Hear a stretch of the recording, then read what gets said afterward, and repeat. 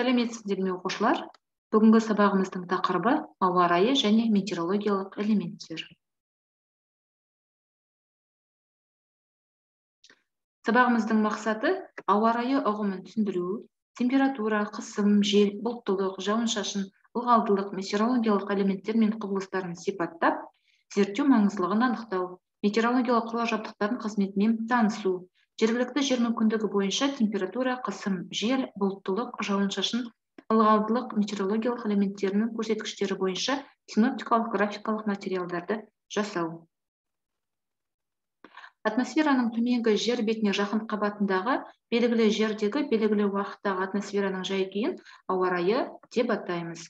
Ауа райының элементтеріне тоқталатын болсақ, оған ауа температурасы, атмосфералық қысым, ауа ылғалдылығы, жел, бұлттылық және атмосфералық жауын-шашын жатады. Енді осы элементтерге жеке-жеке тоқталатын болсақ, ауа температурасы дегеніміз ауаның жылыну деңгейі, ауа райы мен климаттың негізгі сипаты болып табылады. Ауа температурасын өлшейтін құрал термометр деп аталады. Ауа температурасын өлшеуге арналған термометр орналасқан будка, міне мына суретте сіздерге көрсетілген. Осы будкаға термометрді орналастырады арнайы метеостанцияларда. Әрбір 100 метрге көтерілген сайын температура 0,6 градусқа төмендеп отырады. Енді мына жерде берілген сұрақтарға ойланып жауап беріп көріңіздер. Температура графигін сызуды үйренеміз. Жалпы ауа температурасы тәулігіне 4 рет өлшенеді. Сол 4 рет өлшенген ауа температурасы сіздерге мына кестеде берілген. Түнгі 1-де +2 Цельсий градус, таңғы 7-де +6 Цельсий градус, күндізгі 1-де +10 Цельсий градус, кешкі 7-де +8 Цельсий градус. Мына графикта көріп отырсаңыздар, мына 1-де 2 градус, 7-де 6, 1-де 10 және де 8 градус, кешкі 7-де қойып, міне графигіміз шықты. Енді орташа тәуліктік температураны қалай анықтаймыз? Бізде берілген температураларды қосамыз да 4-ке бөлеміз, сонда бізде +6 Цельсий градус шықты. Ал тәуліктік амплитуданы анықтағанда біз ең жоғарғы температура көрсеткішінен төменгі температура көрсеткішін азайтқанда бізде тәуліктік амплитудамыз +8 Цельсий градус шықты. Атмосфералық қысым туралы айтатын болсақ, ауаның жер бетіне түсірген ауырлық салмағы атмосфералық қысым деп аталады. Сынап бағанасының 760 мм биіктігіне тең қысым қалыпты атмосфералық қысым деп аталады. Әрбір 10 метр биікке көтерілгенде қысым 1 метрге төмендеп отырады. Атмосфералық қысымды өлшеуге арналған құрал барометр деп аталады. Барометр анероидтың құрылысы сіздерге міне суретте берілген. Бірінші санмен берілген ол бізде дөңгелек жұқа металл қорапша, екінші тұрған бізде ол серіппе, үшінші тұрған беріліс тетігі, төртіншісі көрсеткіш және бесіншісі бізде міне шкалалары көрсетілген сіздерге. Жел және оның пайда болуы туралы айтатын болсақ, жел деп отырғанымыз ауаның горизонталь бағытта орын ауыстыруы болып табылады. Мына жердегі сұрақтарға ойланып жауап беріп көріңіздер. Желдің пайда болуының негізгі себебі неде? Жел қайда соғады? Желдің күші неге байланысты болады? Тұрақты желдер туралы айтатын болсақ, бриз теңіз, көл жағалауында соғатын жел, құрлық пен су үстіндегі ауаның біркелкі жылынбауынан пайда болады. Күндізгі және түнгі бриз болады. Сіздерге А суретінде күндізгі бриз, Б суретте түнгі бриздің соғу сызбасы көрсетілген. А суретінде күндізгі бриз көріп тұрғандарыңыздай теңізден құрлыққа соғып жатыр, Б суретінде түнгі бриз құрлықтан теңізге қарай соғып жатыр. Муссон тұрақты жел, бұл да бриз секілді жел, бірақ бұл желдің бағыты қыс пен жаз айларында байқалады. Яғни бұл жел бағытын жылына 2 рет өзгертеді екен. Бұл жел көбінесе Евразияның тынық мұхит жағалауларына тән табиғи құбылыс болып табылады. Сіздерге қыста және жазда соғатын муссонның бағыттары көрсетілген, сызбасы берілген суретті қарасаңыздар. Жел өрнегі, яғни роза ветровты біз қалай сызамыз? Сіздерге мұнда негізгі 4 бағыт берілген және қосалқы 4 бағытымыз берілген бізге. Міне солтүстік, оңтүстік, шығыс, батыс, солтүстік, шығыс, оңтүстік, шығыс, оңтүстік, батыс және солтүстік, батыс бағыттарымыз. Біз егерде бір бөлікті 2 күнде есептейтін болсақ, бізге бірінші әр бағытқа соғылатын желдердің күндерін санап шығу қажет. Бізде міне солтүстік бағытта 12 күн соққан жел, 6-ші бөлікке әкеліп қоямыз нүктемізді. Оңтүстік бағытты біз 4-ші бөлікке әкеліп қоямыз. Батыс бағытымызда біз 3-ші бөлікке әкеліп қоямыз. Одан кейін шығыс бағытымызда бірінші бөлікке келіп қоямыз. Солтүстік батыста бізде жарты бөлік болады. Солтүстік шығыста 0, яғни міне нүктесі, оңтүстік батыста 6, яғни үшінші бөлікке болады. Оңтүстік шығыста 4 дейді, екінші бөлікке болады. Енді осы нүктелеріміздің барлығын қосатын болсақ, бізде жел өрнегіміз шығады екен. Енді желдің жылдамдығы мен бағытын анықтайтын құрал ол флюгер деп аталады. Флюгер видео бақылау алаңдарында желдің бағыты мен жылдамдығын анықтайтын құрал болып табылады. Сіздерге мына үш суретте флюгер көрсетілген: Вильнюстағы флюгер, декоративті флюгер және қазіргі шыққан біздегі флюгердің суреті сіздерге көрсетілген. Ауадағы су буы туралы айтатын болсақ, атмосфера құрамындағы су буы мұхиттар мен теңіздерден, өзендер мен көлдерден, батпақтар мен топырақтардан пайда болады. Ауа ылғалдылығының екі түрі бар. Біріншісі абсолюттік ылғалдылық, ол 1 метр куб ауадағы су буының граммен алынған мөлшері. Ал салыстырмалы ылғалдылық, ол 1 метр куб ауадағы су буының пайызбен алынғандағы мөлшері. Сіздерге мына кестеде әр температура градусында қанша су буы болу керек екені көрсетілген. Мысалы 0 градуста 5 грамм су буы болу керек екен, плюс 10 градуста 9 грамм болу керек, ал минус 10 градуста 2,5 грамм болу керек, яғни географиялық есептерді кездескен кезде осы кестеге сүйеніп шығарасыздар. Ауа белгілі бір температурада, белгілі мөлшерде су буларынан тұрса, оны қаныққан ауа деп атайды. Егер ауа құрамына белгілі температурада ұстап тұра алатын су буынан аз мөлшерде су буы жинақталса, онда оны су буына қанықпаған ауа деп атайды екен. Салыстырмалы ылғалдылық 100%-ға жетіп, ауа су буына қаныққан кезде артық су бу тамшыларына айналады. Оны конденсация құбылысы деп атаймыз. Енді бізде осы салыстырмалы ылғалдылықты өлшейтін құрал шаш-гигрометр деп атайды. Сіздерге осы шаш-гигрометрінің жұмыс істеу принципі берілген. Мынау тұрған шаш, мынау тұрған стрелкасы, мынау ролик тұрған айналатын, және де мына жерде жүк берілген. Яғни осы бойынша ауа ылғалдылығы анықталады. Келесі атмосфералық жауын-шашын.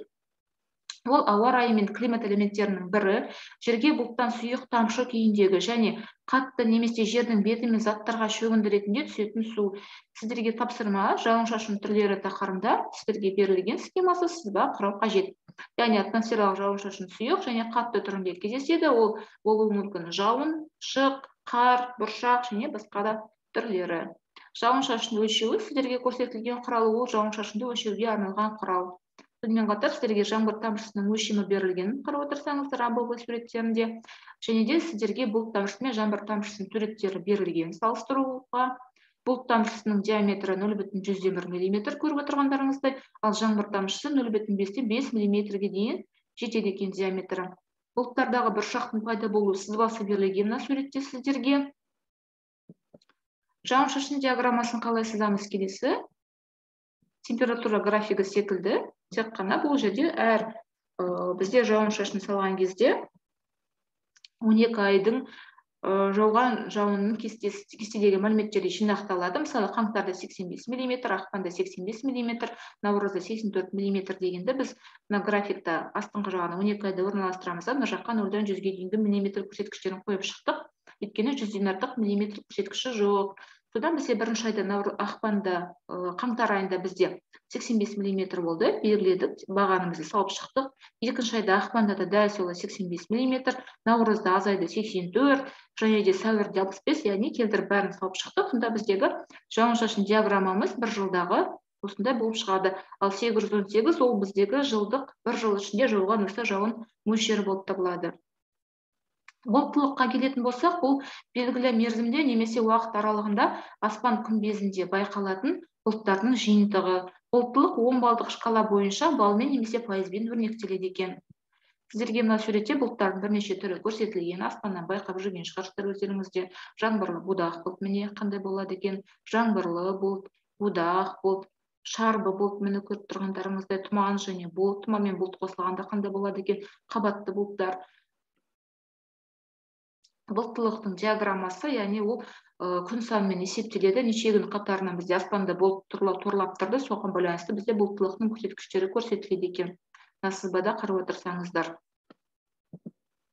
Метеорология ол атмосфера мен аспан құбылыстары жайлы, яғни атмосфера мен оның үрдістерін зерттейтін ғылым саласы болып табылады. Дүниежүзілік метеорологиялық орталықтар өзі үшеу екен дүниежүзінде. Жұлдызша мен сіздерге картада белгіленген, ол Вашингтонда, Мәскеуде және Австралиядағы Мельбурн қалаларында орналасқан. Климат грек тілінде еңкіш немесе еңкею деген мағынаны білдіреді. Климат дегеніміз белгілі бір ауа режимімен анықталатын және сол жерге тән атмосфераның жай-күйі болып табылады. Климатология ол климат және оның типтері, қалыптасуы, жер бетінде таралуы және уақыт бойынша өзгеруі туралы ғылым болып табылады. Климат құрушы факторларға келетін болсақ, оған географиялық ендік, жердің төсеніш беті және ауа массаларының циркуляциясы жатады. Енді күн радиациясы, яғни жаңағы климат қалыптастырушы факторларының біріне жатады, оның ішінде географиялық ендікке 5 түрі кездеседі екен. Тура күн радиациясы ол атмосферада шашырамайтын, жұтылмайтын радиация, шашыранды радиация атмосферада шашырап кететін радиация, жиынтық радиация тура және шашыранды радиацияның қосындысы жиынтық радиацияны береді. Шағылысқан радиация жер бетіне кері шағылысқан жиынтық радиацияның бір бөлігі, жұтылған радиация ол жер бетіне сіңген жиынтық радиацияның бір бөлігі болып табылады. Альбедо деп отырғанымыз беттерін немесе денелердің күн сәулесін шағылыстыру қабілеті екен. Мысалы, қар 70-90%-ға дейін, құм 35%, шөп 20-25%, орман 5-20%-ға дейін осы күн сәулесін шағылыстыра алады екен. Ал ең төменгі альбедо жыртылған топырақ пен суда 5%-ды құрайды екен. Радиациялық баланс ол күн радиациясының кірісі мен шығысын есептейді. Жылулық баланс дегеніміз жерге түсетін күн радиациясы мен оның бетінен шығатын сәулеленудің арасындағы өзара арақатынасы болып табылады. Мына суретті қарасаңыздар, толықтай көрсетілген тура күн радиациясы қалай кетеді екен, шағылысқан радиация қандай болады, шашыранды радиация, жиынтық күн радиациясы туралы берілген сіздерге. Синоптикалық карта енді бұл ауа райының белгілі бір мерзім ішіндегі жай-күйін белгілейді. Яғни біз синоптикалық картаны біле аламыз. Қай жерде ауа қысымы жоғары, қай жерде төмен, ауа температурасын картадан оқи аламыз, жауын-шашын көрсеткіштерін картаға қарап біз анықтай алады екенбіз, дүниежүзі бойынша қай аймақтарда қандай мөлшерде екенін. Ауа райын сипаттау жоспарына келетін болсақ, біз мына жоспар бойынша кез келген аймақтың елді мекеннің ауа райын сипаттай аламыз. Яғни бірінші сипаттау қандай уақыт аралығында жасалды, яғни ол бір күнге арналған ба, бір апта немесе бір айға арналған ба. Ең жоғары және ең төменгі температура көрсеткіштері, яғни шілде немесе қаңтар айларының температура көрсеткіштері алынады. Ауа температурасының тәуліктік амплитудасын анықтау, тәуліктік орташа температураны анықтау және де бұлттылық, сосын атмосфералық қысымды анықтайды екен. Енді түсіндірген осы тақырып бойынша сәйкестендіру тапсырмасын орындап көріңіздер. Сіздерге сол жақ бағанда атмосфера, жел, атмосфералық қысым, бриз, муссон, барометр сөздері берілген. Оң жағында анықтамалары берілген, соларды дұрыс сәйкестендіру қажет бір-біріне. Қорытынды сұрақтар осы тақырыбымыз бойынша: бірінші, ауа ылғалдылығы дегеніміз не? Бұлттар қалай пайда болады? Олардың қандай түрлері бар? Атмосфералық жауын-шашын дегеніміз не? Оның қандай түрлері бар? Адамның шаруашылық әрекетіне атмосфералық жауын-шашынның маңызы қандай? Синоптикалық карта ұғымына анықтама беріңіздер. Ойланып, осы сұрақтарға жауап беріп көріңіздер. Жақсы, рахмет, құрметті оқушылар, келесі кездескенше.